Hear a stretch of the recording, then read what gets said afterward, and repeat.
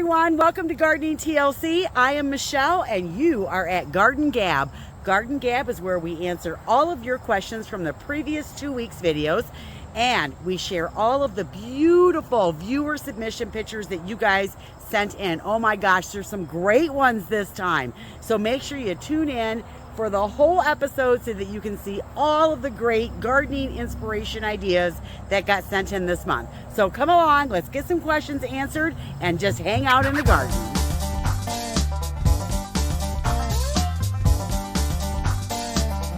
Our first video was heat-loving, drought-tolerant perennials, and we made a list of 10 of these. We went to Hoffy Nursery, talked to all the guys out there to find out what their favorites were. Then we came back to my house and I shared my favorites. I actually found a couple that I added to my garden that they talked about that I never even would have thought about putting on the list. So I was pretty stoked. I thought it was a good video. Hopefully you guys got some ideas for some heat-loving, drought-tolerant perennials for your garden. All right, let's take a look at some pictures and answer some questions.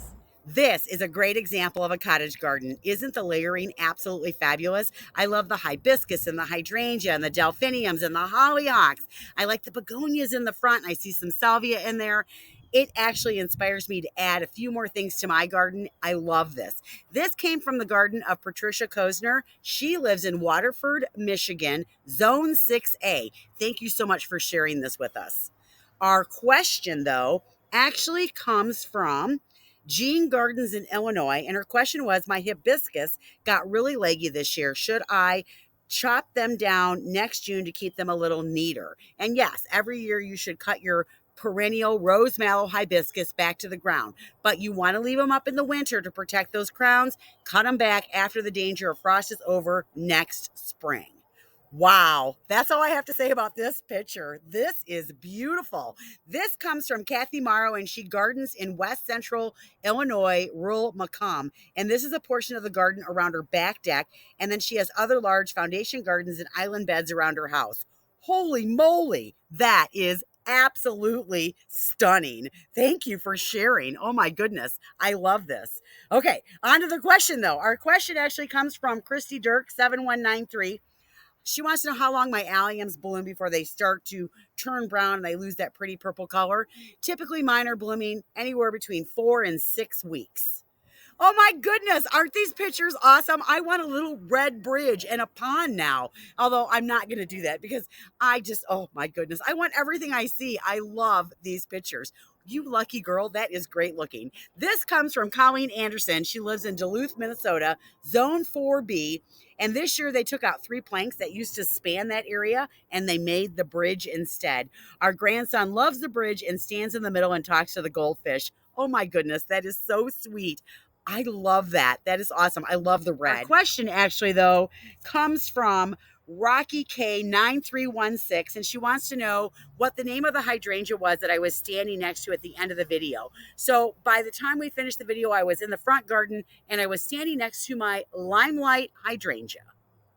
Our next video was a garden tour, Bee Inspired, a city garden with serious personality. It was very unfortunate that Kathy had COVID that day and couldn't come out and walk the garden with us, but it was still an excellent tour. Even talking through the screen with her and walking through the garden, oh my goodness, that one just spoke to me. I was so inspired when I left that garden, and I have already got plans for copying some of the things that she has in her garden to put in my own. All right, let's answer some questions and look at some more great pictures. Hi, my name is Barb Henn, and I live in Joliet, Illinois, Zone 5B. They began with a new home in October of 2021 with nothing but sod in the front and a sloped, poorly seeded backyard. In the 3rd year, they've added many trees and perennials, and they're working on layering that I just addressed in a video. Hopefully that was helpful. All right, they're also turning the front yard into a pollinator haven. So this is a fence line. I'm not sure if it's in the front or the back, but a really good start. Love the hydrangeas, love the Russian sage, and I believe those are arbovitas in there. Love that too. Nice job. Keep going. Keep sending us pictures of your progress. All right, our question is from Sky Angel the Fan. I'm new to gardening. I bought a pack of Purple Sensation allium bulbs. Does each allium bulb grow out 1 allium flower or a few, or does it depend? So purple sensation allium bulbs are bulbs that you plant in the fall. And when they come up in the spring, they produce one flower. Now the bulb itself can multiply, but you're only going to get one flower from each of the bulbs. So hopefully that answers your question. I just want to walk that little path. This picture is from Joanne. She lives in southeast Wisconsin, zone 5B 6A. And this is a garden bed that is about 10 years old. She listed everything that's in the bed. I'm not going to go through the whole entire list, but just take a look at this, you guys. This is fantastic. You guys are knocking it out of the park this month. Oh my gosh. All right, Joanne, fabulous job. Thank you for sharing your garden with us. Our next question comes from, let's see, Bonnie Reed, 4218. When we were touring the garden, there was these really cool crocks that Kathy had in the ground, and she had purple fountain grass coming out of all of them, and she wanted to know if she drilled holes in the bottom of them, and Kathy actually responded. I didn't know if she had done that or not. I know she had dropped a pot into the crocks, but she did drill holes in the bottom of the crocks as well. All right, doing double duty on this one. These pictures were sent in an upright format, and when they're sent that way, if you try to put them in a landscape format, it stretches the picture, but this works. Putting two side by side, the one with all of those beautiful roses, and I don't know what kind they are. Wish I could smell them though. They're gorgeous because I love that peach color. Oh my goodness. They're from Tina in North Carolina, zone 7B, 8A. This backyard was established in May of 2021. I think that's gorgeous. Now, over on it's my right, that is a dahlia, and it comes from Donna Funk in Kalamazoo, Michigan, zone 6. And it's interesting, she said, because this was a gift from God. She never planted it. It just showed up. How awesome is that? All right, we've got some questions to go along with these beautiful pictures, so check those out while I get the question. Truth Seeker Human, JE5PD, wants to know, how was she keeping weeds out of the rocks? Even with landscape fabric, weeds find a way to grow in rocks. Yes, they do.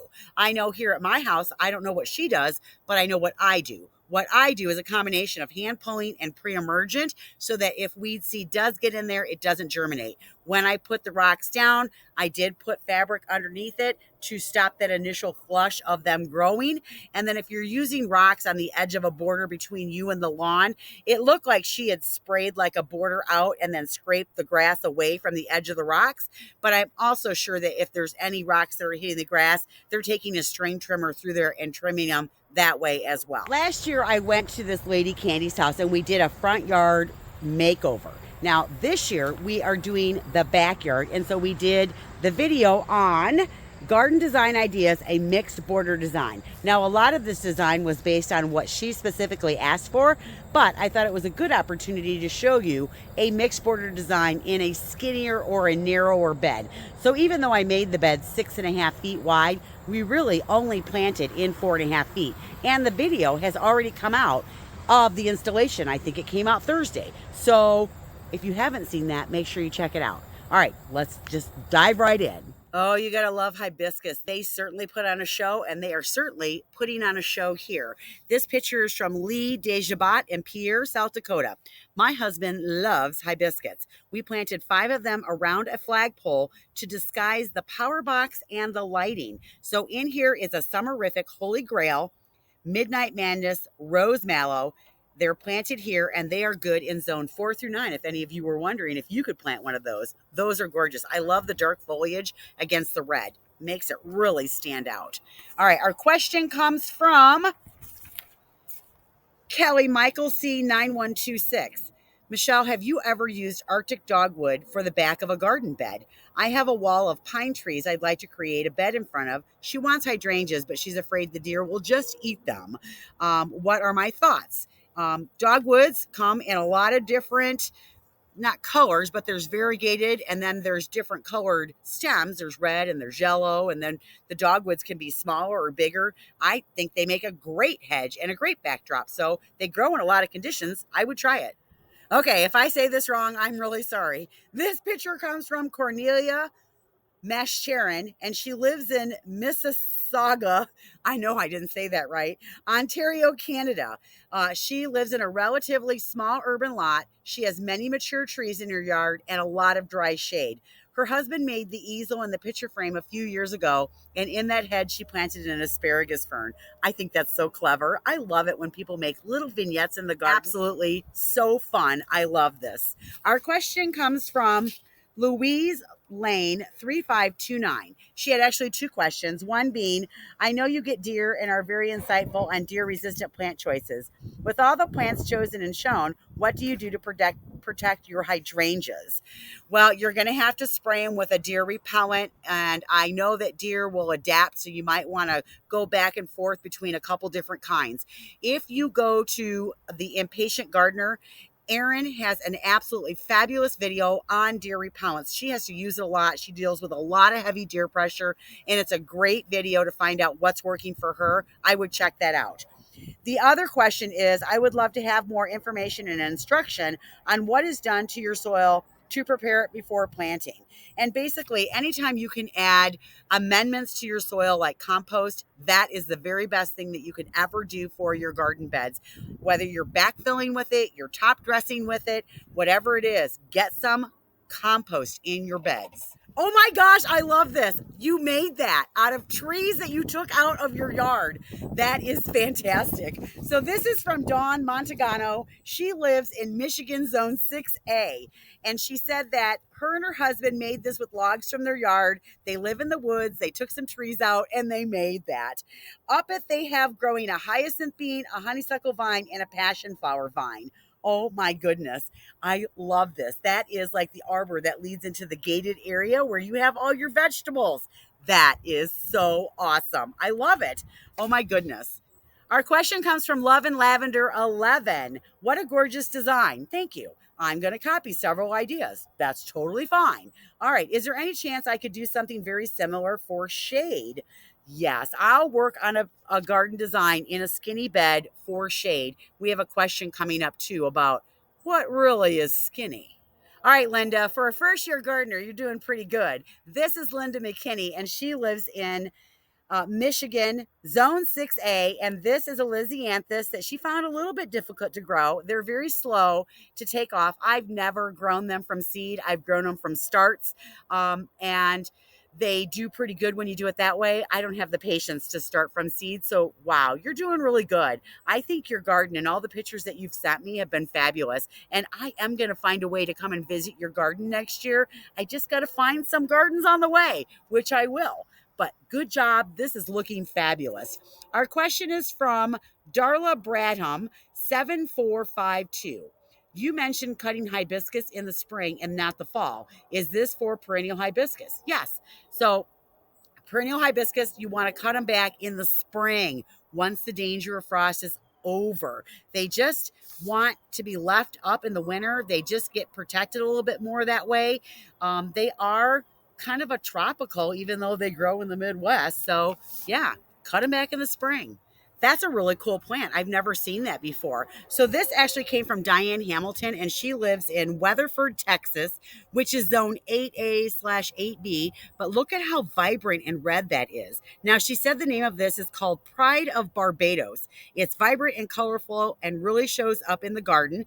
They say they can get 5 to 6 feet easily in one season. They die back to the ground each winter, and then they're one of the last plants to emerge in Texas in the spring. It's very striking in the garden, very interesting. I've never seen one like that before. So thank you for sharing that with us. I love seeing plants I've never seen before. Our question comes from, this came from Wheaties 1435. Here she goes. I was excited until you sized up that garden. Not really a skinny garden area anymore, is it? Hard to size up a garden between a garage and a sidewalk. So, and I responded with, well, I thought 6.5 feet was pretty skinny, even though I'm only planting in 4.5 feet. So I wanted to know how skinny is skinny. And she wants 2 feet, and that's skinny. Now I'm telling you, you're not doing any layering in 2 feet.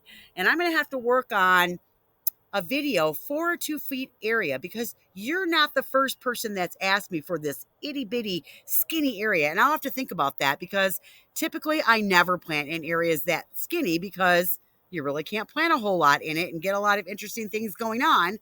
But let me work on it. I'll see what I can come up with. I'm going to have to up my gardening game. Some of these pictures you guys are sending are pretty stinking awesome. And did I apologize yet? for if I mispronunciate your city, your name, or any of the plants in your garden. My apologies, because this is one that I might mess up right now. All right, the name is Dorota Wolosic. Okay, hopefully I said it right. She lives in Caledon, Ontario, Canada, Zone 5.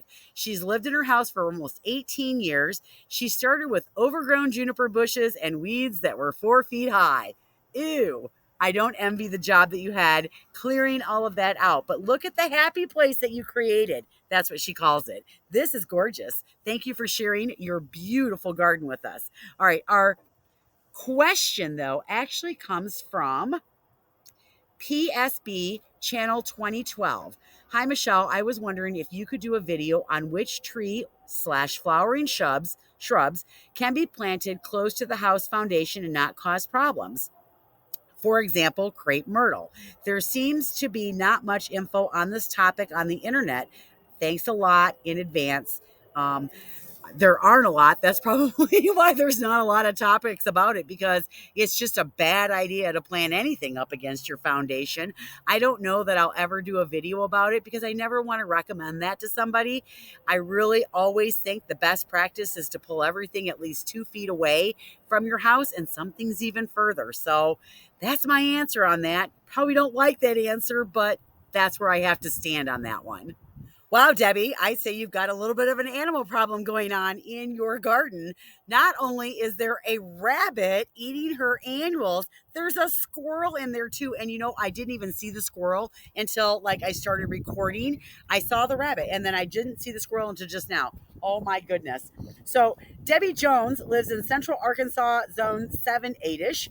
And basically what this is a picture of a rabbit eating the blooms off of her purple verbena.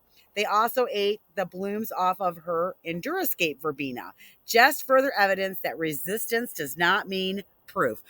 I had some rabbits eat some of my verbena this year too, so I understand where you're coming from. Oh my goodness. She said the squirrel was on his way to the bird bath. I don't have any question for this one because I'm just in shock. One, that you even captured the picture and you got them both in there. And two, that rabbit is so brazen to get up there right next to your patio on a chair even and eat your flowers. Oh my goodness, bad rabbit. This is a sweet picture of some nice meadow flowers. We've got a mixture of daisies, Rebecchias, and black-eyed Susans. This is from Peggy Mills, and she lives in Zone 6B7A, Kentucky. This is so sweet. I love this. Thank you for the picture. Our question comes from Hazel Bateman, 2767. She loves everything about the plan, the plants, the colors, everything. She has the hardest time with where to place the plants for the layered look. I was hoping you would show the drawing with circles on graph paper like you did on another video. Well, guess what? I did just that. And if you saw Thursday's video where we actually installed it, I did the graph layout overhead so you can see it, take a picture of it, and hopefully that will help you. So isn't this a nice twilight picture? And look at the rustic brick in there. I love this. So this is from my New Jersey girl, Deb. She lives in Zone 6. This area used to be her badminton area, and it got full of weeds. So she got a pallet of stone, and a neighbor had some bricks that he didn't want, and she started to put the patio in, and everything just evolved from there. Oh my goodness. This is great. I love the rustic look of it. It's just so personable and it's intimate, and oh, I love the lights in there too. Very pretty. Nice. Our last question from the video is from Auntie Patty. How do you decide, as in this case, to put your anchor plants on the sides versus sprinkling them throughout the length of the bed, which is what I would have done? Well, I did sprinkle them throughout the bed. I had the hibiscus, and then I came in further with the calicarpas, and then I had the Green Mountain boxwoods, and then I had the hibiscus in the middle. So I don't know what you mean as far as not spreading them out, but what we did was really based a lot on what the homeowner wanted. She wanted specific things that were at a certain height, and she had a very specific color scheme that she wanted and very specific colors she did not want. So everything was designed around that as well. So I don't know. I hope that answers your question. So I'm standing in my backyard, and here's my big hedge of arborvitae. There's got to be a way I can create a hidden room somewhere in this property because I absolutely was floored and blown away when we went to David and Halima's garden and we did the garden tour, hidden rooms, and an English nook. Oh my goodness. I loved that garden. I loved the English nook. I loved the hidden garden. I loved the paths. It was just so awesome. And I keep looking around my yard going, ooh, where can I put one? Where can I put one? Or where can I start one? I'm going to be planning like mad all winter long. I can't wait to try to incorporate those two elements into my own garden. All right, but enough about all that. Let's answer some questions. I'm always so envious of everybody that can get butterflies in pictures. I struggle with that. This is actually from Halima and David's garden. Halima took this picture. Isn't this gorgeous, this butterfly? Oh my goodness. Such a close-up, so clear, so beautiful. Love it. Our question comes from Chuck Culp 1270, wondering the amount of land for the gardens and the method of watering, hand, automatic irrigation, fantastic gardens, especially the nooks and the rooms. I'm not really sure on either question. If I had to guess on the land, I'd say maybe a little under an acre, maybe an acre. It was a pretty large lot. And the watering, I know some of it's done by hand. I did see soaker hoses, and I believe they have a sprinkler system in the lawn. Outside of that, that's all the information I have. All right, so I got a comment about the tour, and I wanted to share it with you guys because I think this person is kind of right on the money. All right, so Kimberly Hughes 9826 writes, I love your channel, but for heaven's sakes, let the garden owners speak. And I could hear myself talking over and cutting in a couple times, or maybe more than a couple times, when we were doing the garden tour, and not just on this garden tour. I get so excited doing the tours, and then my brain is thinking, and I have to say what I have to say, and then I don't let other people speak, and yeah, you're right. And I need to like slow down and let them speak. Now, some of it I think was editing, but I think a lot of it was me. So if I did that to you guys, I'm really sorry. I didn't mean it. I'm just so excited when I go on the garden tours that I just got to take it all in and I see everything and it's just like, oh, so my apologies. And Kimberly, thank you for bringing it to my attention. This is a beautiful, mature garden. I love all the paths that I'm getting this time. All right, this is from Cindy Katie. She lives in upstate New York, zone 5B. She's been gardening at this location for a little over 44 years. This is just a little corner of her yard. I can't even imagine what the rest of it looks like. She loves hosta, hydrangeas, hardy hibiscus, dogwood trees, and many shrubs for color, texture, and flower arranging. Beautiful. Thank you for sharing. Our next video was refreshing summer containers for fall. We ended up refreshing 5 containers, breaking 1, and then completely redoing 2 more because when we got into it, we found out that they were full of bugs and it was pretty gross. So I had to start all over, dirt and all. All in all, I think they turned out really good. I'm really happy with them. And as you can see, I did finish getting the rest of my fall decor up inside and out. This lovely hydrangea is from Bethany Morris, and she lives in Southeast Indiana, Zone 6A. I love hydrangeas. They are so beautiful. This is a Zinfandel. Now, I've never grown that particular cultivar, but it's really pretty. I like the pink on it. Now, I did take some hydrangeas that had already turned brown, some of my Annabelles. I bundled them up, and I put them in a couple of my pots. Rosemary Time, she wants to know, have I ever considered painting those a brighter, more vibrant color?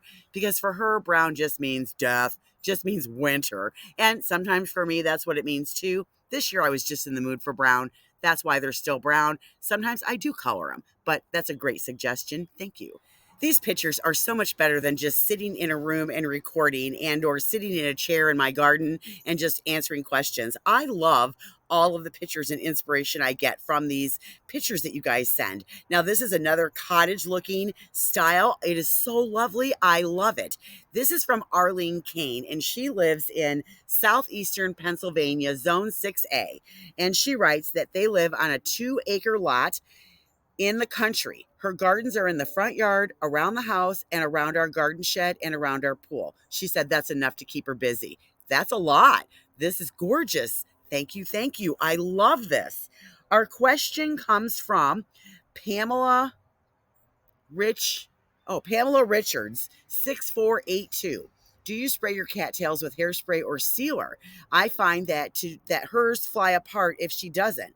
You know, I do that with hydrangeas sometimes and Joe Pyeweed when I want to dry it. I've never done it on the cattails. I have since gone out and sprayed those cattails to see if it'll hold them together longer. Thanks for the tip. Glenda Blomberg sent us a beautiful picture of her 2-year-old garden, at least the strip that's along the driveway, because the strip that's behind it along the house, that's only 1 year old. This is absolutely fabulous. She lives in Northeast Missouri. I'm sorry, I don't know the zone, but this is beautiful, especially for only being 1 and 2 years old.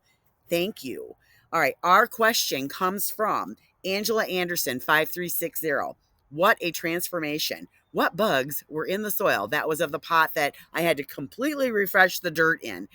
She wants to know that maybe that's her issue with her pots. So when I got all the plants out of that pot, it was full of earwigs, those little mealy bugs, those little roly-polies, and oh, there were some centipedes in there too. It was bad. So I ended up dumping the whole thing upside down on the driveway and the bugs just ran out everywhere. Oh, it was kind of creepy.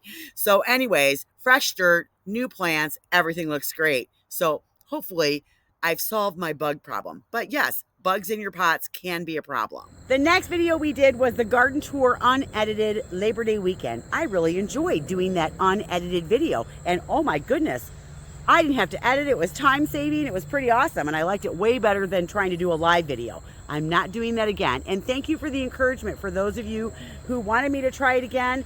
But I don't think that's quite the format that I want to have. I don't like that I can't read the comments while I'm talking. And I feel like I have to talk nonstop because people who watch it back later, you can't really have any pauses in there. And you can't edit it out. So it's like, I don't know. And I didn't like that I had to rely on an internet connection that was jumping in and out and just made for a horrible video. So it was worth a shot. Didn't like it. Not doing it again. But I did like the unedited tour of the garden. And I probably will do a few more of those as we go further. And maybe not just the garden tour, but maybe other things as well. So I thought that one, I liked it. I hope you guys did too.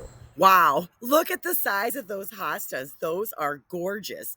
This picture is from Donna Kozlowski. She lives in Carroll Stream, Illinois, which is Zone 5B, not very far from me. She wrote she doesn't normally like hosta flowers, but this year was the exception. And it has been the year of rain. And so our question actually comes from Julie Furman, 1978, and she lives in Southern Iowa, Zone 5B. She wants to know what I would recommend for a shady area. Well, here's some really good examples in here of some beautiful shade plants, but I also recommended that she go check out some of the shade videos that I've done because I've done quite a few. She actually responded a little while later that she went and checked some of them out. So hopefully you found some beautiful shady things to put in your garden. This is gorgeous. Terry Paul, Oregon wanted to see the cleomes up close and personal. So let's show them up close and personal what these look like. Let me turn the camera around. These are the Senorita Rosalita cleomes from Proven Winners. They are annuals for me, and I grow them every single year in this spot. They make such a big, bold statement. I love them. There are 6 of them right here, so you can see how big that patch is. And then the other 4 from the flat, because there's 10 in a flat, are down at the other end right there. Aren't these great? And this is a pollinator magnet. Now we're later in the evening, so most of the pollinators have gone home for the day. But I just love this in my garden. I plant these every year. Isn't that a beautiful boxwood? But what's really beautiful is that leaf on that ligulata. Isn't that gorgeous? I'm going to try to grow some in my garden. They're water-hungry maniacs, but if you can get them to grow, oh my goodness, the texture of those leaves is so beautiful. This picture comes from Jeannie Meyer. She lives in Indiana Zone 5. Absolutely gorgeous. We do have a question from Sandra Matthews, 5986. Can I ask, are your hibiscus perennials or are they annuals? I live in the same zone as you and I was just wondering. And I have perennial hibiscus. I am growing the Proven Winners Summerific series, and that one that I have is the Berry Awesome. I just want to go and sit in this chair. I love this picture. I don't know what it's looking at, but I want to know what it's looking at. This is from Judy in Minocqua, Wisconsin, Zone 4. Thanks for making me wonder. This picture is from Angela Kading. She lives in Des Moines, Iowa, Zone 5B. This is her Japanese garden, and it's in year 2. And I love the way you've mimicked water by using that blue fescue. I like the little fish that's in there. And then she's got the diachondra falls that's growing on the ground. Isn't that great the way she's done that? And another red bridge. Oh my goodness. I love it. Thank you. Our question came from Christine Brink, 1220. She wants to know, how much sun does a weeping spruce need? Well, it needs a minimum of 6 hours because that is what the requirements are for full sun, 6 or more. We have a question from Vancouver Island Girl. She wants to know, at 2826, she wants to know, what is the name of the weeping conifer? And she's talking about that bad boy right there. That is a weeping Norway spruce. This guy is going into his 6th year. So when I got him, he was probably as tall as me, about 5 feet tall. I'd say he's doubled in height since I got him. I love this conifer. Absolutely gorgeous. And he's growing in heavy clay. How about that? I love this trio of pots. It's from Marilyn Feynman. She lives in Flemington, New Jersey, Zone 6A. I grew the exact same begonia. Mine is nowhere near as big as yours. That is gorgeous. I also love the coleus tucked in the back and the impatiens in the front. This is a beautiful trio in the shade. Nice job. Our last video was a garden tour, shade, sun, and oh yeah, a garden prairie.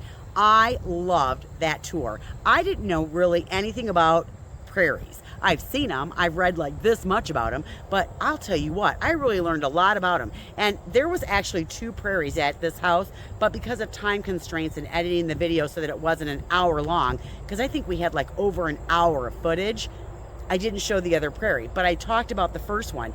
And I did go to that website, prairienursery.com, and that learning center that they have tells you step by step what to do. So I'm telling you, if this is something that you're even remotely interested in doing, I would highly recommend going to that website and reading about it in the learning center. I'm actually considering doing a small section on the back side of the new area that I do in a prairie garden. Now for me, that's going to take some planning because I will smother it out first, and that will take 1 year before I can even plant anything. So I still have to lay out how I want everything to look on the other property. So I'm not ready to smother anything yet. So I know it's in my mind and I know I'm thinking about doing it, but thank you guys for just showing me that. That was so awesome. And I really meant it when I said the camera doesn't do it justice. It didn't. It is so cool. I just loved it. Now, I didn't get any questions from that video, but it's only been up for a couple days. But Annette did write, thank you all for your kind comments. I didn't know what one of the little blue flowers was in the shortgrass prairie, but they looked it up and they found that the little blue flower is an Asian flax, or Linum austriacum. I think I said it right, maybe not.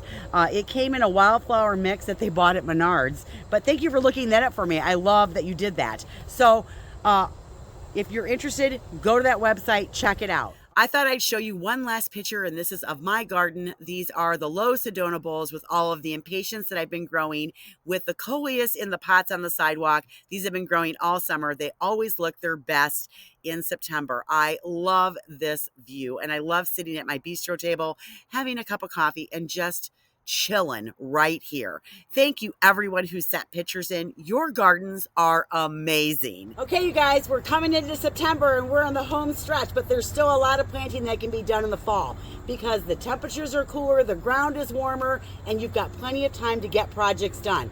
I have quite a few projects on my list to get done, so make sure you stay tuned through the month of September and into October because we are still going to be gardening, touring, and planting all the way until we can't do it anymore. Don't forget, if you have something totally awesome in your garden right now in the month of September, send me a picture in a landscape format. Don't send them straight up and down, you guys. It's really hard to use those pictures. They need to be long ways. Tell me who you are. Tell me briefly what we're looking at, where you live, and what else am I looking for? Who you are, where you live, what zone it is. Okay, so make sure you send those in. There'll be an email right here that you can send it to. It's always in the description. I use every picture, unless it's not usable, that is sent to me in Garden Gab. And don't forget, those are always the first and the third Saturday of the month now. So the next one will be the third Saturday of September, and we'll see you there. All right, you guys, get out in your garden today. It deserves some TLC. And don't forget, so do you. We'll see you later, guys. Bye.